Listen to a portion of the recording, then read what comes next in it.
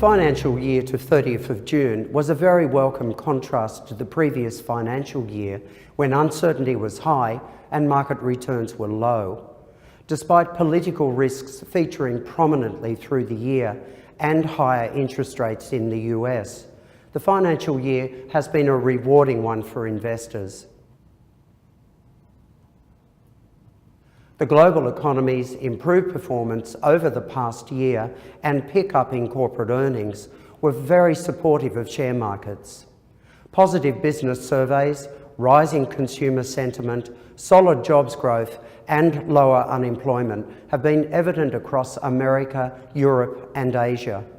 This stronger global economic performance was sufficient to counter political uncertainty, especially in Europe, where electoral success of anti-Eurozone parties was feared.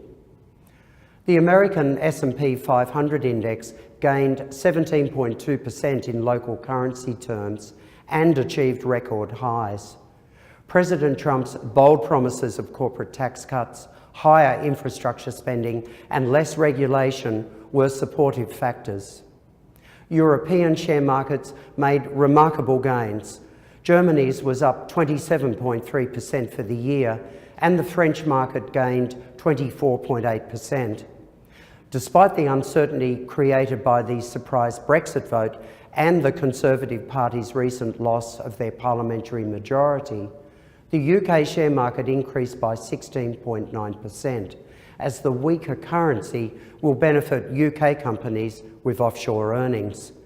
In Asia, Japan's Nikkei index surged by 28.6% and Hong Kong's share market was up 23.9%. The positive tone in developed markets extended to the emerging world, with the MSCI Emerging Markets Index returning 20.5% on an unhedged basis. China's share market gained 9% in response to the economy's solid performance. Overall, the MSCI All Countries World Index on a hedged basis was up 21%. The unhedged return was lower at 15.9% because the Australian dollar strengthened against most of the world's major currencies. The Australian dollar's resilience was surprising, given that the US Central Bank has been raising interest rates while Australia's economic data has been unspectacular. However, the rebound in iron ore and metals prices was particularly supportive for our currency. Global and Australian government bonds delivered modest returns as yields increased, due in part to higher US interest rates. The rise in bond yields dampened the return of sectors such as listed property trusts, who until recently were favoured by yield-seeking investors. Australia's share market was stronger, with the ASX 200 accumulation index rising by 14.1%. Favoured sectors were the resources-laden materials index, which increased 25.8%, and utilities, which was up 19.6%. While Australian bank shares were negatively impacted by the new levy announced in the federal budget, the financials ex-REIT sector still managed to record a positive return of 20% for the year. Australia has recorded mixed economic data over the past year. Australia's annual economic growth at around 2% is subdued, judging by historical measures. Despite better jobs growth, both the unemployment rate at 5.5% and underemployment rate at 8.8% remain high. Given this spare capacity in the labour market, wages growth remains subdued. Consumers have also been very cautious with their retail spending, even though intense retail competition has constrained prices.